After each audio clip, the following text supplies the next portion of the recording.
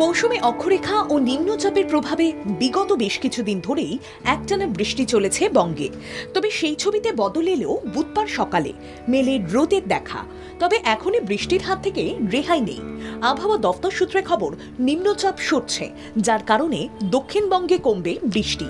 অন্যদিকে উত্তরবঙ্গের 5 জেলায় রয়েছে বৃষ্টির সম্ভাবনা।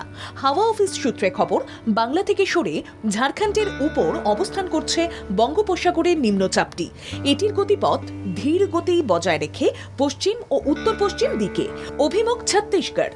সক্রিয় মৌসুমী অক্ষরেখা এটি বিস্তৃত দীঘা হয়ে পূর্ব মধ্য বঙ্গোপসাগর পর্যন্ত, যার কারণে দক্ষিণবঙ্গে থাকবে মেঘলা আকাশ। তবে সেভাবে মিলবে না বৃষ্টির দেখা, বজায় থাকবে আর্দ্রতাজনিত অস্বস্তি। তবে মাঝে মধ্যে মিলতে পারে দু এক পশলা বৃষ্টির দেখা, খবর হাওয়া অফিস সূত্রে। তবে বুধবার ভারী বৃষ্টি না হলেও বৃহস্পতিবার আবারও বদল হবে আবহাওয়ার। জানা যাচ্ছে শনিবার পর্যন্ত দক্ষিণবঙ্গের জেলাগুলো ভাসতে পারে বৃষ্টিতে। তাপমাত্রা বাড়ার সম্ভাবনা রয়েছে সামান্য। দক্ষিণে বৃষ্টির দাপট কমলেও ভারী বৃষ্টিতে ভাসবে উত্তরবঙ্গ। সেই সঙ্গে আবহাওয়া দফতর জানাচ্ছে ঝোড়ো হাওয়া বইবে 30 থেকে 40 কিলোমিটার গতিবেগে। ব্যুরো রিপোর্ট, বাংলা জাগো।